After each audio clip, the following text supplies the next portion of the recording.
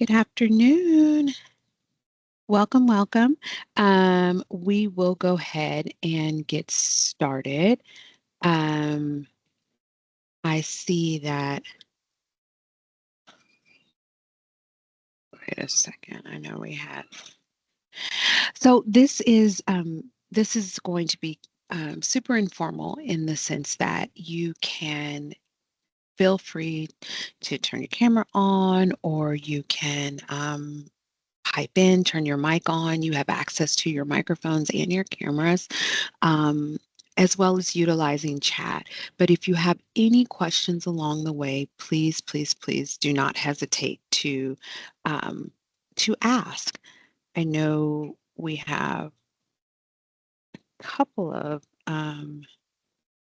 AI note takers that are here. So there's that. Okay, so let's go ahead and get started.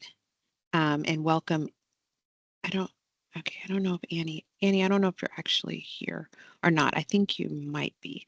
Um, anyway, my name is Tara. I'm over the educator community, and this is our second installation of the ClassSwift Engage and Earn reward program. And I'm so happy that we have Heather back with us, who's going to walk us through the ClassSwift tool and also provide you with insights around use case scenarios that hopefully, if you're listening to this recording later, will give you that practical application visual that you need that will help you to decide on utilizing this software tool.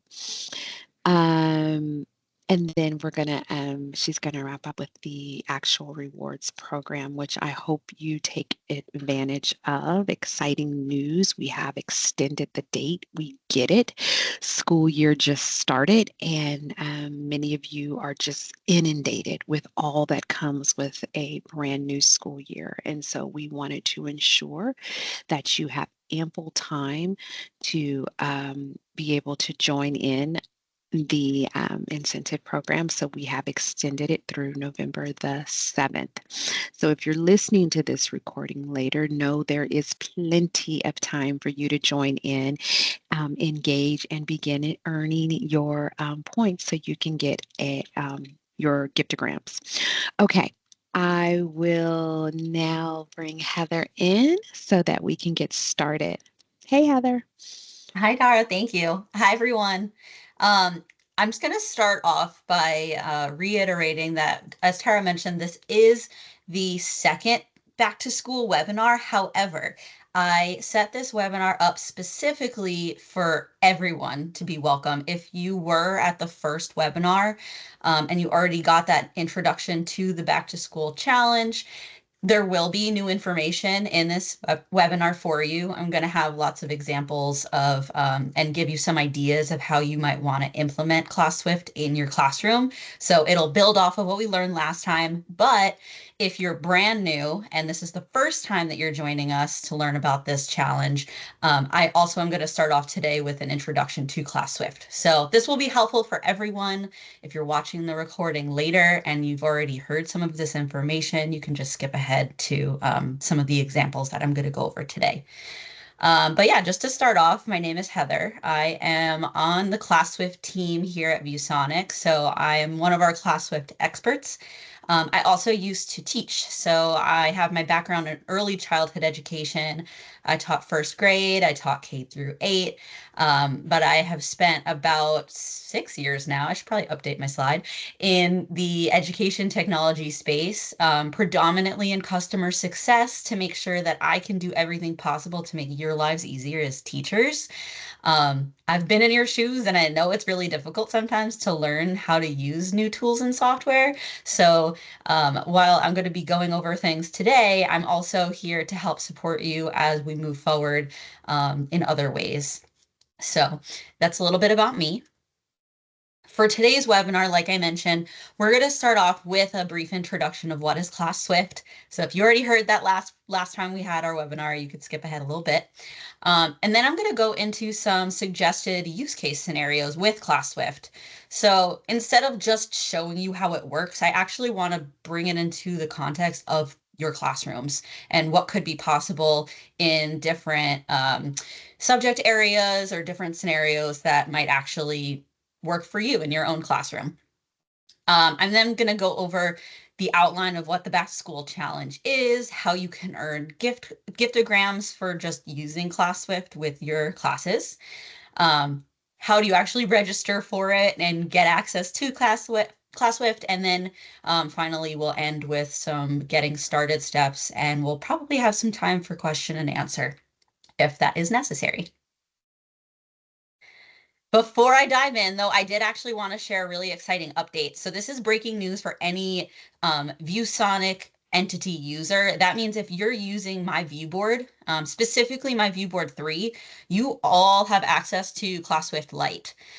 So if you do a long press on your IFP or even on my viewboard on your own computer, if you right click, there's a shortcut to get into ClassSwift now, and you have your own ClassSwift Lite accounts. So anyone who does sign up for this back to school challenge, we're going to bump you up to an advanced account, which means you get all of the functionality. With the light version, there's a few things that you have limited access to, but definitely check that out. For this webinar, it really doesn't matter because if you do sign up, you're going to get access to everything. So just wanted to make sure you knew that you have access, and so do your colleagues through my viewboard right now. Okay, so before we get into it, I want to make sure that you have access to join my classroom. I'm going to share my link again, just in case it's not accessible in the chat box. So go ahead and click the link that I shared in the chat. It's going to have you access my classroom through Quick Join. You're going to click a seat number, and then you're going to type in your name. And that'll make sure that anything that I send out as a teacher in my examples will come straight to your computer, and you can interact with ClassSwift just like a student would. And it looks like we just had somebody join into the meeting right as I was explaining that. So if you just joined us, go ahead and check out the chat. Click on the link to join into my ClassSwift classroom so that you can participate and see the examples that I'm about to send out to you all so that you can experience ClassSwift as a student would. All right, and as you're logging into that, I'm just going to explain what ClassSwift even is. So ClassSwift is ViewSonic's first software that's specifically designed for teacher-to-student engagement. It's going to help with formative assessments in an informal way. So this is going to be your check for understanding tool. It's a little sidekick that's going to live on your computer, and it's going to allow you to use this toolbar right here wherever you go on your computer. I happen to be in a slideshow right now, but if I switch over to my viewboard, for example, it's still here. If I open up another web window, it's still hovering there.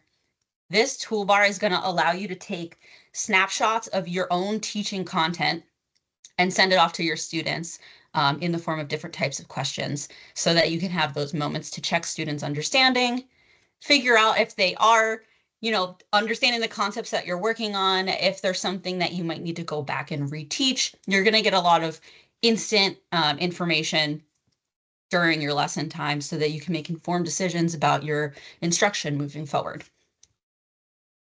I did want to mention that this works on any device. So right now we are Windows and Mac compatible. We're about to launch our Android version as well. But the idea is that you do not have to be a ViewSonic hardware customer to use ClassSwift. You can use it on your own teacher computer. You can use it on other brand of flat panels in the front of your classroom. So it works anywhere for you. And there's a lot of different question types that you can send over to your class. So I'm going to go over, I think, all of them today, actually. So we're going to go over some quizzes examples. Those are going to be your technology enhanced item kind of questions like multiple choice, true, false, short answer, things like that. We also have sketch-based response options. So that allows your students to actually draw on the screen. You can take a snapshot of your teaching material, and then it allows students to have a little bit more freedom marking things up, using text boxes to respond to questions. And then we also have some engagement tools that I'll share with you all as well. And then a quick note at the bottom here, you can do this on the fly. So the intention is for you to just take advantage of teachable moments, take advantage of those lulls in class where you're unsure if your students are actually grasping a concept, and you can use this toolbar in the moment. But we also know that a lot of teachers like to pre-plan things. I being one of them, I would have wanted to do some planning before meeting with my class. So you do have the option to create questions, save them, and then send them during class time. So you have lots of options to be nimble in your class and before your class. Okay, so let's start off with some use case scenarios. The first one's just going to be kind of like a little warm up. A lot of times when we're talking about ClassSwift with customers, and actually in the first webinar that we did in this series, I usually stick mostly to academic based questions and scenarios. But in today's little warm up, I'm actually going to do a little how are you feeling check in. So more on the social emotional learning side. So I'm going to switch over to my view board, and I have a little warm-up question for us. I'm going to use my toolbar here, and I'm going to instant push. So this is going to be one of those sketch-based response questions. And when I click on this button, it is going to take a snapshot of my entire screen and then instantly send it off to your computers.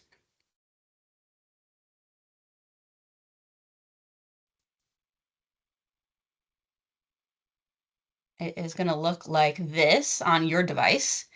So for those of you that have logged into the classroom and are participating and following along, you can take a look and you can respond to this question if you want. You can go ahead to the top corner and hit Edit Content. And then this is where you can start marking things up. So the directions say circle how you're feeling today. If you want to share more, you can go ahead and use the text box feature to explain. I am in the green zone. This is an SEL curriculum that I used when I was teaching. The zones of, oh my gosh, I forgot what it's called. Zones of regulation. There we go.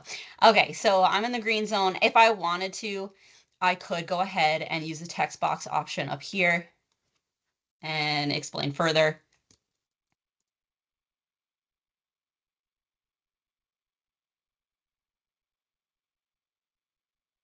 And then when I'm finished, let me just move that so you can read it better. There we go.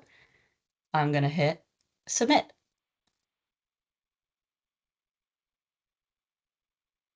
Okay, so I, as the teacher, sent that out with one click. The student then could go ahead and mark things up. They've submitted it. And now I want to see the results. So we're going back to teacher mode now. So here is my results page. I can see a few people have submitted. That's awesome. And this is where the teacher is going to see a thumbnail of the student submissions. And then if they wanted to, they can click into those submissions and respond. So here is Sean's work. I can give him a little smiley face, save and send it back. And now that student's going to be able to see the annotations on their own computer. And you can pass that back as many times as you want. The student can send back new content with some more information on there if they wanted to. But for the purpose of today, I'm going to end all tasks. That means it's locked in, the submissions are completed. And if I wanted to, I could highlight student work. In this case, because it's social emotional learning, I'm probably not going to be sharing this with anybody in my class. This is personal information. But if, let's say we're working on a math concept, I could use this to highlight some really amazing work and make a student feel good about it, but also use it as a launching off point for a conversation to further my lesson. I don't have to do that. I also can just take the information for what it is, have a better understanding of where my students are at mastery level wise, and move on with the lesson. So this is really ClassSwift. The intention is to be that bite-sized, let me check and see if my students understand concepts, and then let me move on with my lesson. we're going to pivot now. Here's another example. So the next thing that I see pretty often for people to use ClassSwift for in the classroom is for warm-up activities, do now, bell ringers, whatever you might call it in your classroom. So we're going to take a look at one of those now. Now, in this specific example, I wanted to show you the flexibility that ClassSwift has because you can use it in different formats. You don't have to be in the slideshow like I am right now. We're going to look at the same exact question in 3 different places in my computer. So right now, the do now or bell ringer activity that I have is a math question. I'm going to go ahead and send this out. And now instead of clicking on the rocket ship for my sketch-based response option, I am going to click on this paper airplane that says push and respond. I'm going to close that last activity first. Okay. The reason why I want to click on this one is because with the rocket ship, that's going to send out my entire screen to my class. And I don't really want this yellow part to come onto your screens. It's not necessary.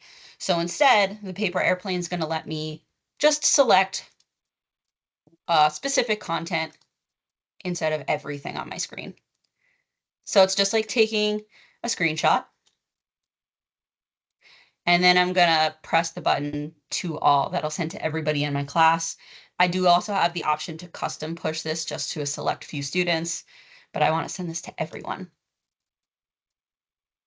Okay, so here's that page where I can start to see as students submit their work. But once again, I'm just going to switch over so that anybody watching this at a later time can see what it does look like for the student. So here it is. It's that snapshot. I think we all expected to see that. For the student to respond, they would hit edit content, and then they can go ahead and start showing their work and writing their answer.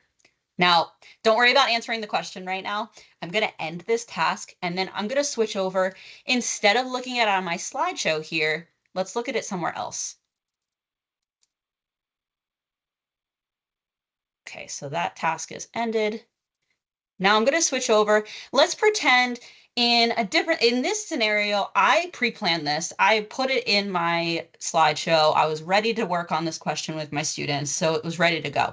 But let's pretend I started class off and I was just thinking, oh man, I really want to do a warm-up activity with my students, but I don't have any question to screenshot. You know what I'm going to do? I'm just going to go and Google search GCF question worksheet, whatever it may be. And I just pulled something up from Google. Here's the same question. And I'm going to do the same process. I'm going to click on that paper airplane. I'm going to select content. And then I'm going to take a screenshot. Same exact question. The instructions may not be written, but my class knows what to do as long as I tell them in verbal instructions as well. So I'm going to send that off to all of you. And now here's what the student sees. So I can go ahead and edit the content. And once again, I can mark this up. The cool thing is, because I just took a screenshot of a really close-up visual of that expression, it's very close to the student. They don't have a lot of real estate to show their work or, write on the screen as they're marking things up. So I'm going to use this zoom feature to zoom that out. And now I've got some more space to work. I am going to end this task again, and I'm going to show you a third way.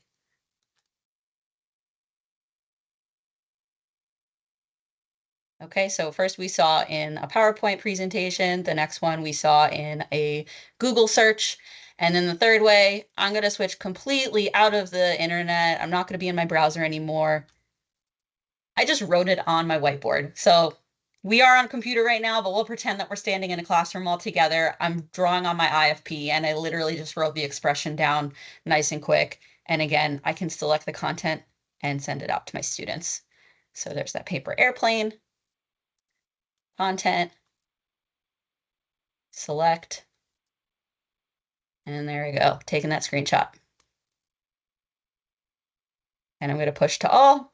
And once again, you're all going to see it on your screens. I'm going to switch over again so you can see it like a student would. So here we are. So it's the exact same question, but you have literally anywhere that you see on your teacher computer screen is fair game for ClassSwift to use. You do not have to be on a certain website. You do not have to be in ViewSonic's My View Board. You can be anywhere. Any questions on that so far before I move on?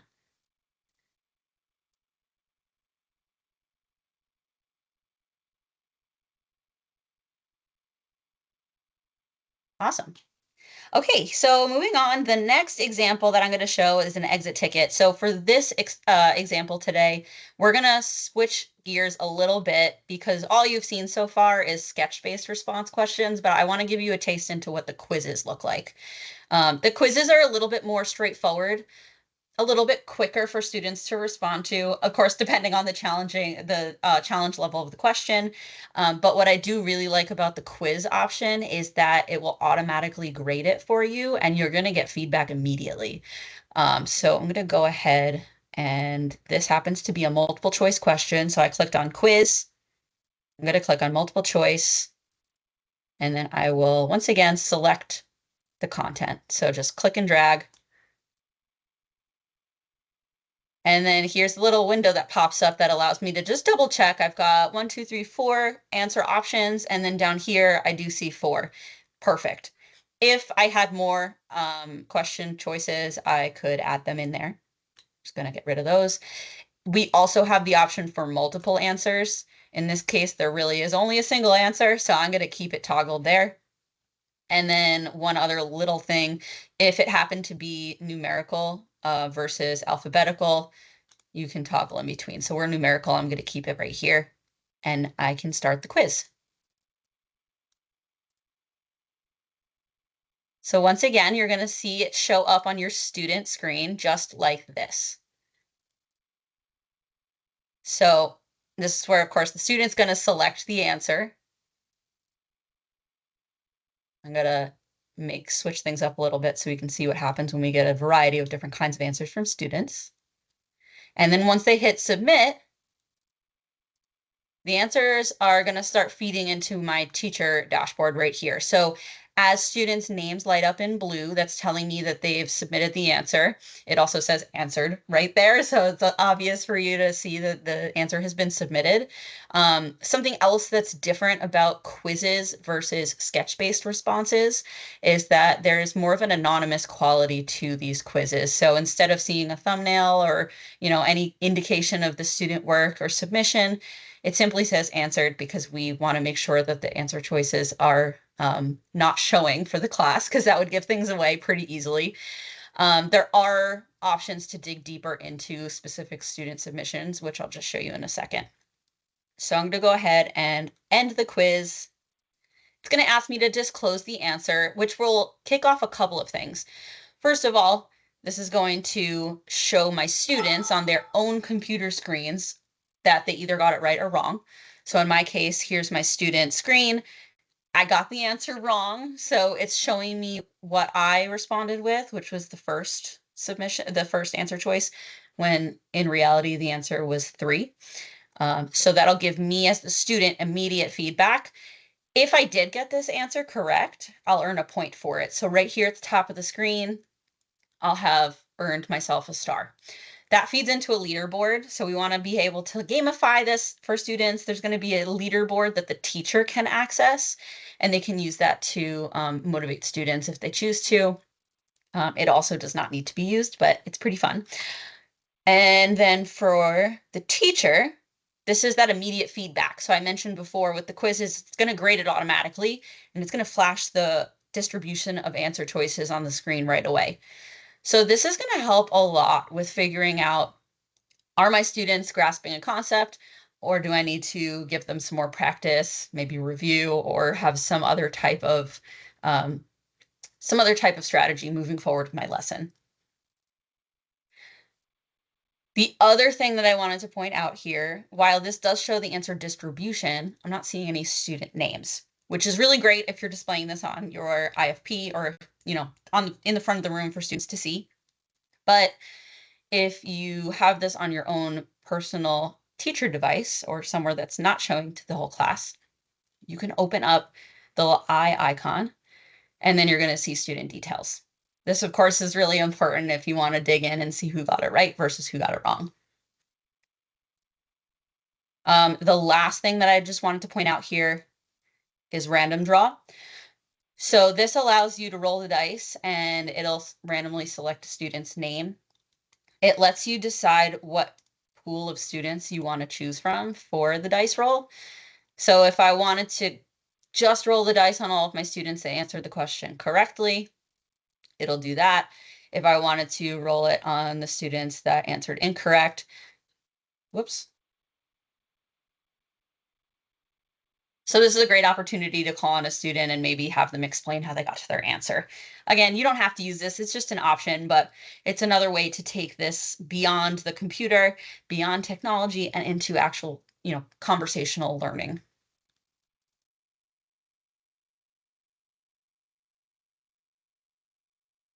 Okay, another use case scenario, switching gears again.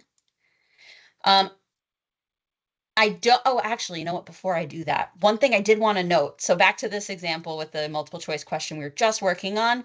Um, a pro tip, something that I've heard from other teachers is these kinds of questions are often found at the end of your virtual textbooks. So remember what I was saying before about it doesn't matter where you're pulling the content from. It can be anywhere that you see on your screen. So if you wanted to open up your online textbooks, at the end of the chapters, there's usually a whole bunch of questions that never get used. So you can use those kinds of questions to review units or chapters by using ClassSwift and just sending those questions out through screenshots. So just a little tip. You don't have to use it, but it's some feedback I've gotten from educators previously.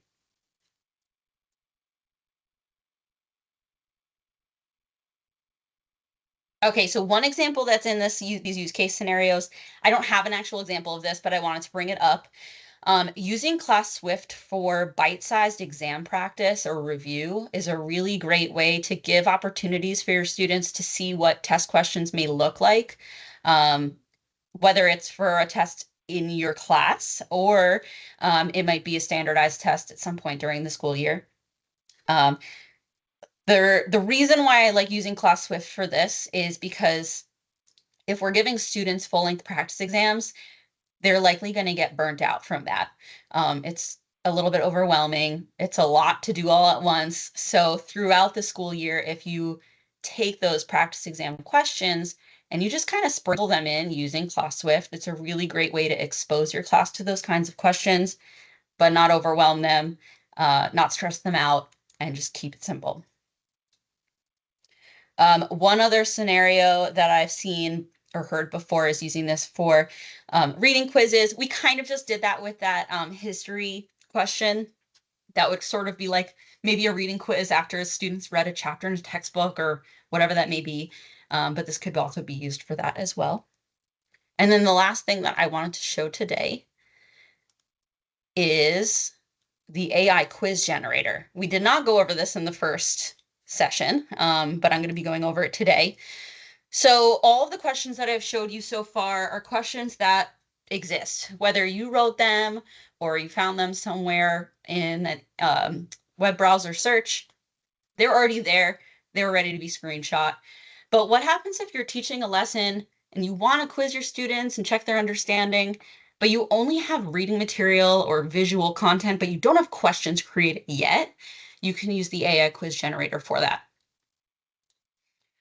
So for that, you're going to go to quizzes. And then you're going to click on quiz generator. And you're going to take a screenshot of the content that you want to use. In this case, it happens to be on the water cycle. And then there's going to be some areas for you to put in some parameters. So here's the rendered image. This is a science question. I can put in topics if I want to. I'm just going to keep it simple and leave it today as the topic's empty. There's some standard options that you can select from. I'm going to keep federal standards. For the AI quiz generator specifically, the reading level for these are 6th through 12th grade. So those are the levels I would recommend sticking to. Everything else on ClassSwift can be used for K through 12. Just the AI component is kind of middle school and high school students. You can select your quiz type. And then we also have the option to toggle between some Bloom's taxonomy categories. Once I hit generate, it's going to give me 5 quiz questions. And I have the option to send them out immediately, or I can save them in a folder to use for later. If you're using the AI quiz generator, I would recommend doing this during planning time, just because, as you can see, it takes a couple seconds to put the information in and load it up. All of the other quiz features that we did today could be used on the fly. I encourage you to use them on the fly, but the AI quiz generator, maybe take a moment and do this during prep time. Okay, so here are those question options. I can read through them and I have the option to edit. Every responsible AI user should make sure you're reading through, that it all makes sense. If there's something you want to edit, you can use the button right here. This will also show you the answer if you click on the light bulb. You have the option to regenerate a question, kind of reload it for something similar but different. So that's that button. And then this is the most important button of all, is save in a collection. So that's essentially saving it into a folder for you. So I just hit save, and then I can go and retrieve it later, which I will show you how to do right now. Okay, I'm going to close out the quiz. To retrieve that question, you're going to go into your preset collections. So that's the folder that it gets saved to. And then here are all of the questions that got saved to your folders. And there's the question that I just saved. So I would click on the question I want and I would hit start quiz, and that would send it out to my class.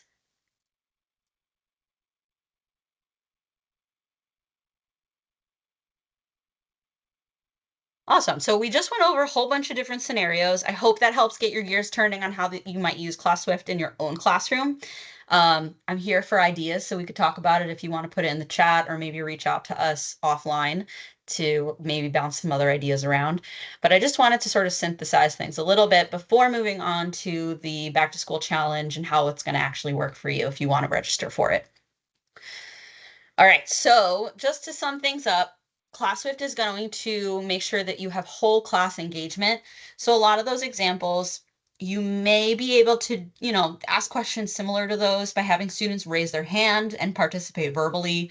You might have students come up to your IFP or your flat panel at the front of your classroom and interact with it one student at a time, but being able to take a screenshot of your own instructional content and send it out to your entire class all at once is going to ensure that all of your students are engaged in learning.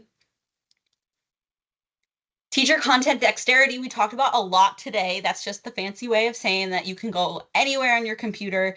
It doesn't matter if you're on a website or a PDF or some other kind of software. If you can see it, you can use it. So it helps to make sure that you don't have to reinvent the wheel. You don't have to write questions and create things within ClassSwift. We actually want you to use your own teaching material that you're using in the moment to send questions to your class. We talked about instructional feedback today, being able to see exactly how many students are answering questions correctly. Do they need some more review time?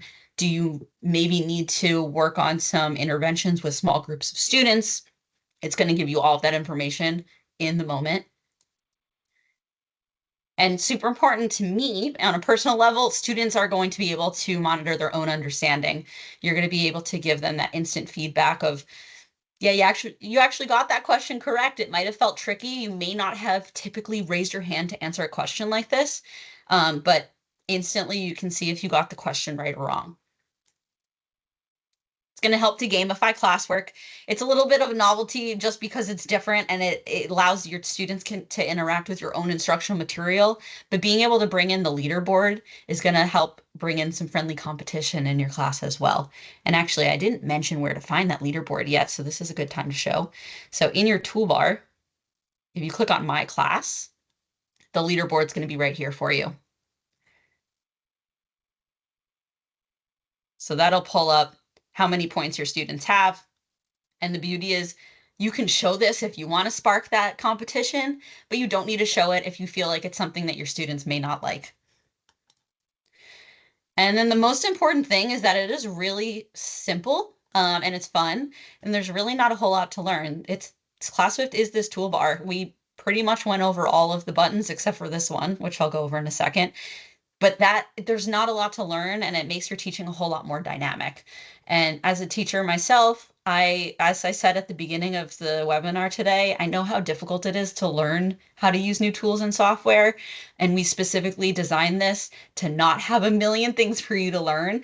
Once you send 1 or 2 questions out, you've kind of got the hang of it, and it's really easy to just build it in on a daily basis. And then with that said, because I didn't go over this button yet, I'm going to go over it right now. Okay, so we've got a few different tools. There's a timer that is self-explanatory. It can be a timer or a stopwatch. I like to use this if I know my students are going to take a little while to answer a question that I've sent to them. I'll just set the timer, and when it goes off, I close the question out. So helps with giving them that visual of when time's going to be running out. We also have random draw, which I showed earlier within a question, but this is just random draw. There's no different pools of students to choose from like before. This is pulling from your entire class of students that are logged in at that moment. So when I roll the dice, it pulls up a student's name at random. So it's a fun way to get your students' names showing up on the board, but also being able to call on students without any bias. It's letting technology take the wheel on that. And then the last thing is the buzzer here, which is our most popular tool. It gets students really excited to participate. So when I hit start on your own student computer screen, you're going to see a big red button appear. And the first student to hit that red button is their name's going to show up on the screen. And then, of course, if I asked a question related to starting the timer, then that student gets to answer the question first. It looks like this for students. And the first student to push that button was Sean. Took him 6 seconds. Okay. All right, moving along. So our back to school challenge, originally, we had a different end date, but what we realized is back to school is stressful. And we all know that intimately here at ViewSonic, but we did get feedback from teachers saying that they really still want to check out ClassSwift, but things have been a little bit crazy and they have not had the opportunity to check it out yet. So we extended the back to school challenge to go until November 7th. So you still have plenty of time to sign up and play with it and start earning points so that you can get those giftograms. All right, so how do you earn them? Here's a breakdown. As long as you are using ClassSwift with your class, you are working your way to earning giftograms. If you attended the webinar today or our first one, you've already earned yourself 5 points towards the activities. And the activities include I'm going to list them out right here. Okay, so here are all the quote unquote activities that go towards earning these giftograms. So if you send out 10 true false questions, you're going to earn a $25 giftogram. If you send out 10 multiple choice questions and 10 push and respond questions, you're going to be earning yourself another giftogram. So here, this is the outline of how you can start earning and how many you need to send out to earn different levels here. There's really nothing else to it. The only thing you need to remember is register. We need to be able to track your usage and see that you are in fact sending out those questions to your students. So make sure you register for the back to school challenge, and I'm going to show you how to do that on the next page. But let me just check the chat. I think we got a question. Yes, okay, so the question was, can student devices be iPads or Chromebooks? The answer is yes. Students can log in on either one of those. It's all web-based, so you would just send them the link to your classroom and they'd be able to access ClassSwift through any device. Good question. And I'll show how to get students logged in a second as well. Okay, so how do you register? If you go ahead and if you want to do this right now, you can go ahead and scan the QR code. It's going to bring you to a form that's just going to ask about what school you're at, your email, and I think a couple other questions. But essentially, this is our way to make sure that we can track your engagement so that we can give you the correct giftogram that corresponds to the activities that you've been doing with your class. When you do register, make sure to use your school email address instead of any personal email addresses, because that school email address is going to be tied to the account that you create for ClassSwift. This also, registering through this form, is also going to make sure that we can upgrade your accounts from light to advanced, or the full version, I should say. So there's a ClassSwift Lite that has a few limitations to it, but ClassSwift, the full version, is going to give you everything. And this is how you're going to get access to that. And then last, but actually most importantly, make sure you download the app. So ClassSwift is on, for teachers, the ClassSwift app does need to be downloaded to your device. I mentioned a second ago, for students, there's nothing to download at all. It's completely web-based for your students, so that keeps it simple. But for you as the teacher, you will need to download the ClassSwift app. Right now, as I mentioned previously, we have a Windows app and a Mac app. Android is going to be launched very soon. So you can head over to classSwift.viewsonic.io/download, and that'll take you to the page where you can download the app.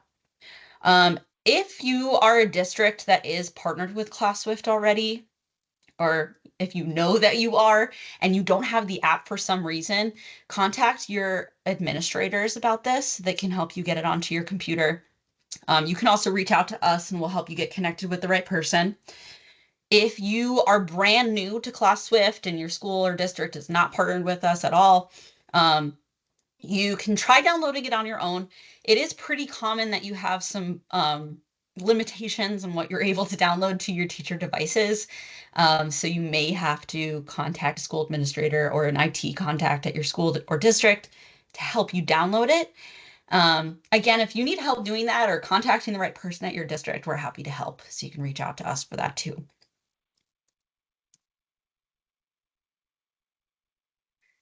Here are the last, all of the things that I just went over just in one slide in case you missed scanning any of those QR codes or accessing the link.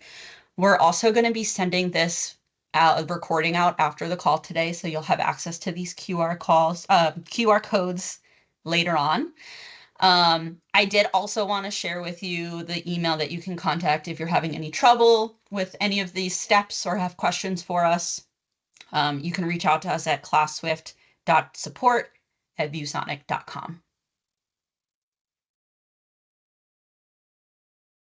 Now, with all that said, we've got 15 minutes for questions.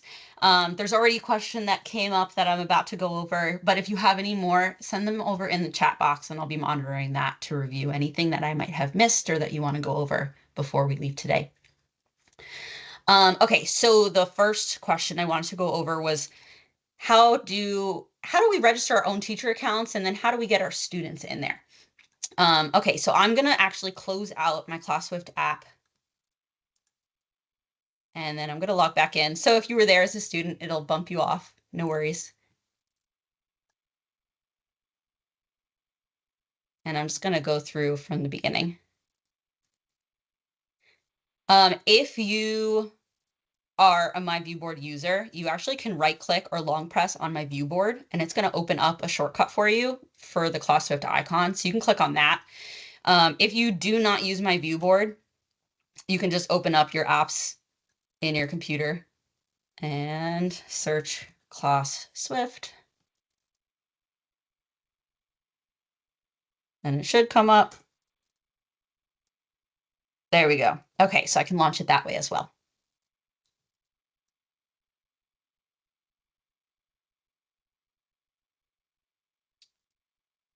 Once it loads up, mine automatically signs me in because I just signed in a minute ago and it remembered my login information.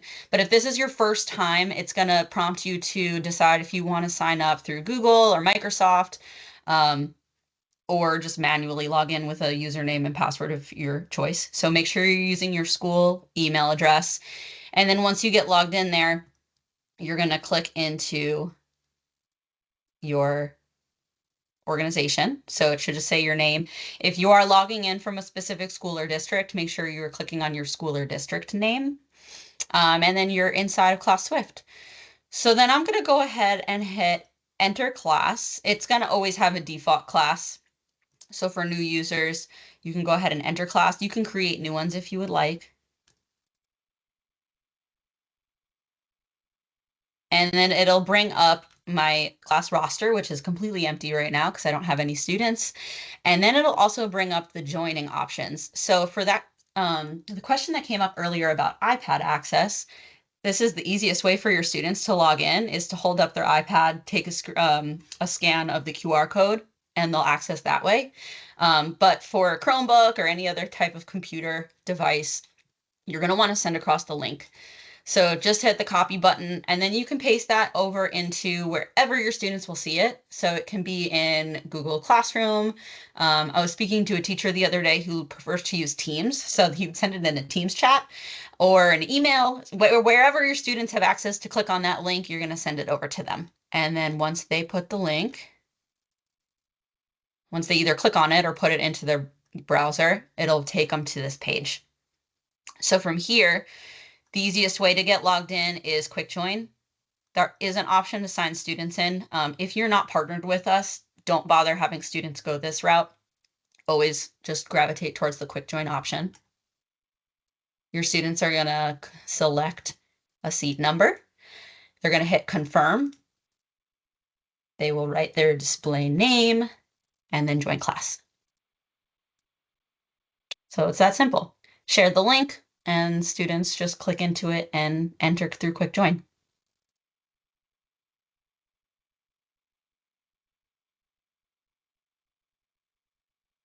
Okay, I'm going to go back over, put those slides back up for anybody to take screenshots if you still need to. And I don't think I saw any other questions come through. Gonna give one more check. So if you do have a last minute question, now's the time.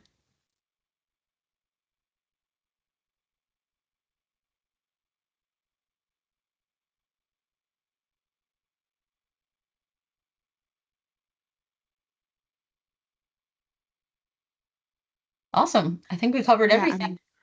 I'm not seeing any additional questions. Um, so thank you, Heather. Mhm. And thank you all those who are joining live and those who will be tuning into the recording later. Thank you for that.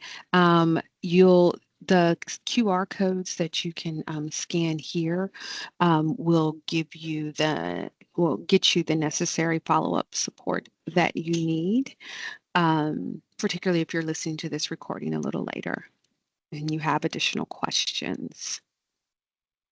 Okay, I think we're good. All right, so our the final webinar for this particular series will be next month on October 18th at 1 o'clock as well.